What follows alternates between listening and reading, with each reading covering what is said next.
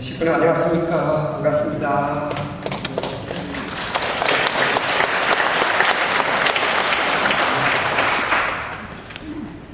오늘 예배는 방금 영상으로 보셨듯이 윤영호 본부장님의 희망전진대회 특별 보고만으로도 큰 감동과 은혜가 넘치는 예배이지 않습니까? 따라서 별도의 설교를 하지 않아도 충분하리라고 여겨집니다만 그래도 단상에 세워주셨으니까 이 대에 대한 소감과 아울러서 간단한 설교를 드리도록 하겠습니다. 섭리 역사상 처음으로 시도한 이 근본 온라인 희망전진대회는 그야말로 아직도 무섭게 확산되고 있는 코로나 사태로 전 세계가 극심한 혼란과 공포 속에 우왕, 좌왕, 갈피를 잡지 못한 채 끝이 안 보이는 답답하고 암울한 이때에 온 인류에게 새롭고도 신선한 희망의 메시지를 선사해 주셨던 참으로 감동적인 대회였습니다.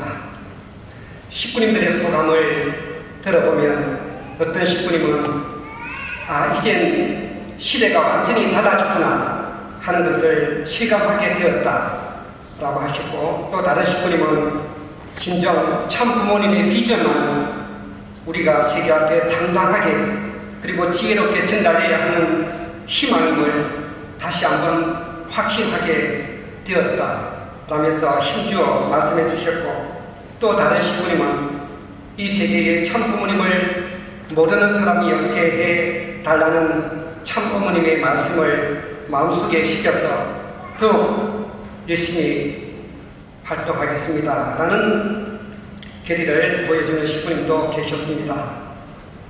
저 역시도 이 대회를 지켜보면서 최근 참 어머니께서 선포하신 하늘 부모님 성의 시대의 출발을 이렇게 한순간에 전 세계 앞에 선포할 수 있다는 것이 너무도 감격스러웠고, 더 나아가 이제 우리 교회의 선교 방식도 이처럼 세상과 견주어도 전혀 손색이 없는 최고의 인터넷 미디어 기술력을 가지고 단 한 방으로도 수많은 사람들을 깊은 감동의 도가니로 끌어들일 수 있게 되었구나 하는 가슴 벅찬 기쁨에 흥분되기도 하였습니다.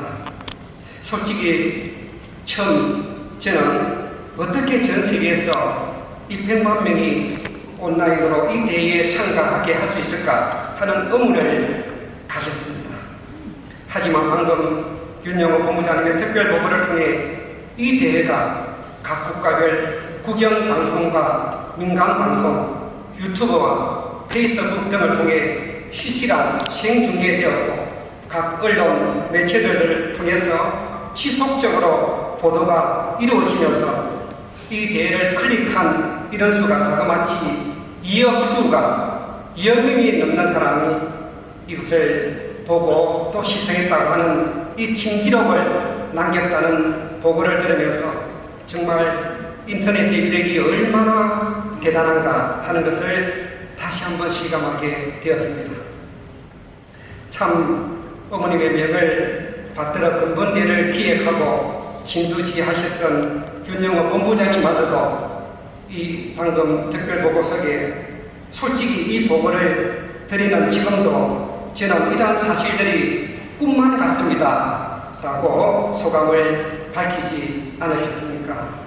또한 본부장님께서는 저는 진정 이것이야말로 하나님 참 어머님을 위해 준비하신 사랑의 기적이라 믿습니다 라고 하셨고, 더 나아가 이 대회는 그야말로 정성으로 시작해 기적으로 매듭된 놀라운 대회였다고 명쾌한 결론까지 내려주셨습니다. 앞으로도 이와 같은 온라인 희망전진 대회를 연말까지 매월 개최할 계획을 세워놓고 있다고 들었습니다. 그렇게 되면 전 세계 정치, 종교, 경제, NGO 등 최고 지도자들이 주재 강령으로 나서서 이런 세계적인 위기를 극복하고 인류의 미래를 희망적으로 이끌어갈 수 있는 분은 오직 참 어머님과 함께하는 일뿐임을 증거하게 될 텐데, 이제는 그야말로 세상이 바뀌는 것은 시간 문제라는 생각까지 들었습니다. 참 부모님의 말씀처럼 머지않아 세상이 깜짝 놀랄 경천동지의 꿈같은 일들이 지구촌 도처에서 들불처럼 일어나게 될 줄 믿습니다.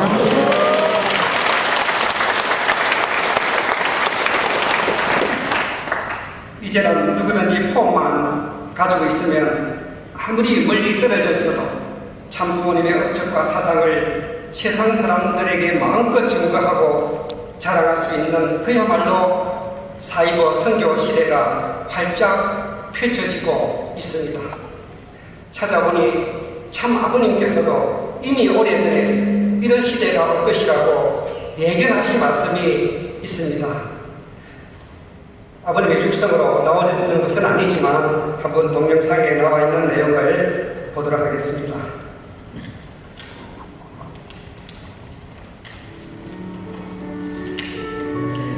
내가 여러분 앞에 부탁할 필요 없어요. 끄적끄적 해가지고 석 해서 한 시간에 수천 수만 수백만 곳에 한꺼번에 보내면 다 알 건데 말이에요. 방송국이면 뭘 해요? 젊은 사람들, 똑똑한 젊은 사람들은 인터넷을 다 보는 거예요. 청소년들을 교육할 수 있는 거라고요. 지금 세상은 1시간 건대가 아니라 30분 이내에 분권 시대에 들어왔어요. 비밀이 없어요. 뭐 개인의 비밀이 없고 나라의 비밀이 있을 수 없어요. 하늘나라의 비밀도 다 전개되는 거예요. 그것이 인터넷이에요. 인터넷. 2002년 음력 2월 22일 있었던 가든에서 주신 말씀입니다. 이런 꿈만 같은 놀라운 환경들이 그냥 저절로 만들어졌겠습니까?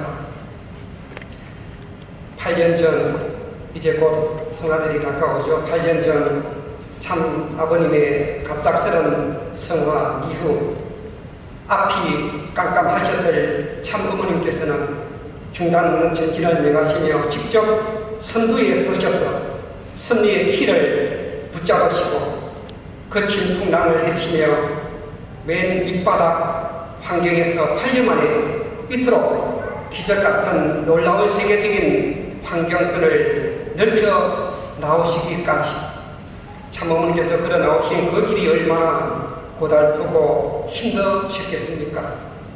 승리의 완성을 위해서는 그게는 반드시 모험과 도전, 끈기와 집념, 그리고 용기가 필요하다고 하신 참 아버님의 말씀처럼 만일 참 어머니께서 이런 모험과 도전과 끈기와 집념, 그리고 용기가 없으셨다면 지금과 같은 이토록 기적같은 승리의 기반과 성취가 어떻게 이루어질 수가 있었겠습니까? 참 어머님의 위대하심은 바로 절망과 위기를 오히려 희망과 기회로 삼아 주장 없이 이끌어가시는 놀라운 참사랑의 리더십이라고 보지 않을 수가 없습니다. 우리 모두 승리하신 참 어머니께 뜨거운 감사와 위로의 박수를 부탁드립니다.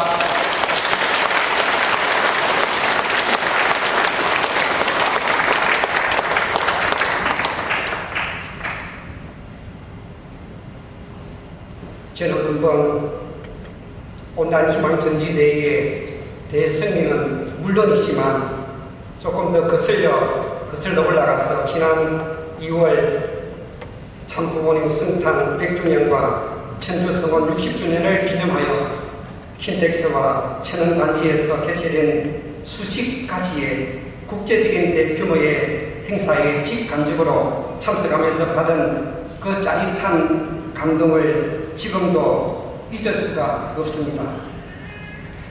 물론 우리 모든 시부님들께서도 저와 똑같은 감동과 감격의 마음을 갖고 계시리라 여겼습니다. 그 당시 10여일 동안 하루에도 몇 번씩 시간차를 두고 개최되었던 그 엄청난 규모의 국제적인 각종 대회가 한치의 시행착오도 없이 물 흐르듯 완벽하게 성공적인 대회로 마무리되었다는 사실은 그야말로 기적 그 이상이 아닐 수가 없었습니다. 우리 교회의 영향이 이토록 엄청난 것인가 하는 것을 저는 보고도 도무지 믿을 수가 없었습니다. 그 모든 대회를 직접 지휘하신 분은 두말할 것도 없이 참어머님이시죠. 그런데 참어머님으로부터 직접 지시와 지도를 받아가며 그 모든 대회의 실무적인 총책임을 맡으신 분은 바로 정우주 실장님과 윤영호 그 당시 사무총장님, 그리고 우리 한국협회 이기성 회장님이 아니셨겠습니까? 저는 그 당시 점점 가까워오는 비전 2020 D-Day를 코앞에 두고 설레는 마음과 함께 바로 지척에 있는 천정궁을 매일같이 바라보면서 이런 생각이 들었습니다. 나는 그저 천안교회 목회자의 한 사람으로서 식구들과 더불어 그 모든 대회의 성공을 위해 정성 들이는 일, 또한 가평군 내 지도자들을 배정된 인원수에 맞춰서 차질 없이 인솔해서 이미 완벽하게 세팅되어 있을 그 엄청난 행사장에 몸만 참석하면 되는 것이지만 지금 이 순간에도 저 천정군과 세계본부에서는 모든 실무자들이 점점 가까워오는 대회 하나하나를 꼼꼼히 챙기느라 그야말로 밤낮도 없이 24시간도 모자랄 정도로 피를 말리는 심정으로 얼마나 심각하고도 바쁜 하나를 보내고 있을까 하는 생각이 들면서 그 당시 심정적으로밖에 함께하지 못하는 제 마음이 너무도 죄송하고 송구스러웠던 기억이 지금도 남아져 있습니다. 그래서 저는 또 우리 정우주 실장님과 윤영호 본부장님 또 우리 이기성 회장님을 배울 때마다 정말 우리 모든 전 세계 축복 가정들을 대신한 자리에서 24시간 참 어머님을 직접 모시고 내려주시는 그 말씀 앞에 절대 복종의 자세로 그 뜻을 온전히 이루어드리기 위해 한순간도 긴장의 끈을 놓지 않으시고 투입해 가셔야만 하는 그 하루하루의 삶이 얼마나 귀하고 얼마나 고맙고 얼마나 수고로우신지 늘 감사한 마음밖에 없었습니다. 우리 모두 수고하신 정우주 실장님, 윤영호 본부장님, 또 우리 이기성 회장님, 또 물론 많은 지도자님들이 계시지만 그분들을 위해서 큰 감사의 박수를 부탁드립니다.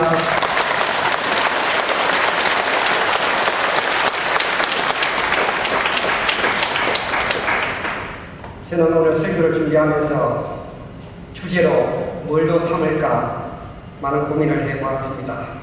오늘 참어머님과 함께 이 놀라운 새로운 시대를, 선비 시대를 살아가는 오늘 우리들의 신앙적인 모습은 과연 어떠해야 할까 하는 생각으로 설교의 초점을 맞추어 보았습니다. 먼저 지난달 감사의 기적에 대한 설교를 하고 난 이후에 일어난 후일담이라고 할까요? 그 내용을 잠시 말씀드리고 싶습니다. 제가 그때 설교하면서 식구들께 100가지 감사 목록을 적어서 제출해 달라는 과제를 드리지 않았습니까? 근데 사실 처음 한 주간 동안에는 10가정밖에 제출하지 않았습니다. 그 다음 주에 조선대 부부당회장님께서 한 번 더 강조해 주시면서 3주 만에 마감을 했는데 총 43가정이 제출을 하게 되었습니다. 제출하신 43명의 감사 내용을 모아보니 총 4,300개가 넘었습니다. 어떤 분은 110개를 적으신 분도 계셨으니까 정말 진정으로 하나님 앞에 감사하는 마음으로 적어주신 그 한 줄을 읽어보면서 커다란 감동이 밀려왔고 때로는 눈시울이 적셔지기도 하였습니다. 제 혼자 읽고 보관하기에는 너무 아깝고 너무 귀한 내용들로 가득 찼습니다. 식구들이 적으신 감사의 유형을 크게 두 가지로 나누면 지금까지의 모든 삶 하나하나를 회상하면서 간증하는 감사로 적으신 분도 계시고 현재에 집중해서 하루하루 누리고 느끼는 모든 사소한 삶의 작은 일상들을 놓고 감사하는 분도 계셨습니다. 또한 머리 끝에서 발끝까지 신체 하나하나에 대한 감사가 많았는데요. 예를 들면 가발하지 않는 머리카락이 있어서 감사, 살이 분별 잘하는 뇌, 무엇이든 볼 수 있는 눈, 틀니가 아닌 이빨, 튼튼한 위장을 비롯해서 대소변이 잘 나오는 것, 또한 자유롭게 움직일 수 있는 튼튼한 팔다리에 이르기까지 고장육부 사지백체가 고장나지 않고 잘 작동하는 것 자체가 그저 감사할 따름이라고 했습니다. 특히 신앙적인 부분에 대한 감사가 당연히 어뜸을 차지하였고 가족 한 명 한 명을 놓고 구체적으로 적은 감사의 내용이 참으로 많았습니다. 어떤 식구님은 자녀들이 많다 보니 자녀에 대한 감사만 해도 30개를 넘게 적으신 분도 계시고 또 남편이나 아내에 대한 감사도 어떤 식구님은 20개를 넘게 적으신 분도 계셨습니다. 그 중에서 좀 색다르고 재미있게 표현하는 감사, 깊은 울림이 있는 감사의 내용들을 제가 따로 모아보니까 100개가 넘었습니다. 그 가운데 어느 시간각에서 한 20개만 제가 한번 뽑아서 소개해 드리고 싶습니다. 소개하지 않고서는 견딜 수가 없었습니다. 누구의 그림인지는 아마 본인들만 아실 것입니다. 순서 없이 한번 쭉 읽어보겠습니다. 자신이 왜 이렇게 일을 잘하는지 내 인생에 박수를 칠 수 있어서 감사합니다. 모든 문제는 나라는 것을 알게 해주셔서 감사합니다. 참어머님의 미모를 닮아 저도 점점 더 예뻐지고 있는 모습에 감사합니다. 교회 예배 때마다 입구에서 강덕순 이모가 언제나 따뜻한 미소로 받아주시니 감사합니다. 어제보다 오늘 더 힘이 있고 긍정적으로 생각할 수 있게 되어서 감사합니다. 사랑하는 나의 여왕님이 내 아내의 존재에 대해 무한히 감사합니다. 우리 부부가 궁합이 좋고 사이좋게 살 수 있어서 감사합니다. 이제는 부부싸움 해도 그 자리에서 바로 해결할 수 있어서 감사합니다. 용돈을 주시는 우리 부인에게 감사합니다. 막힌 변기를 뻥뻥 잘 뚫어주는 남편에게 감사합니다. 때를 기다리며 기도해주는 아내를 만나게 해주셔서 감사합니다. 남편이 마음에 드는 구석이 하나도 없지만 그래도 남편이 얻는 것보다는 있는 게 나아서 감사합니다. 저를 미워하는 시어머니를 주셔서 탕감의 길을 걷게 해주셔서 감사합니다. 코로나 사태에도 불구하고 직장 안 잘려서 감사합니다. 앞으로 나의 인생은 분명히 성공해질 것이니 미리 감사합니다. 뒤에서 묵묵히 기도하고 정성 들어주시는 모든 분들께 감사합니다. 보이는 게 전부가 아님을 깨닫게 해주시어 감사합니다. 수많은 종류의 피조물 중에 인간이라서 감사합니다. 이것을 하다 보니 만사가 감사라는 것을 깨닫게 되어 감사합니다. 감사 리스트를 적으면서 갑자기 눈물이 흐르고 얼마나 감사하고 또 감사한지 그저 감사할 뿐입니다. 물론 이 외에도 감동적인 내용이 참으로 많이 있지만 다 소개해드리지 못해 아쉽습니다. 제출하신 43분 모두를 위해서 우리 큰 박수를 한번 보내주시기 바랍니다.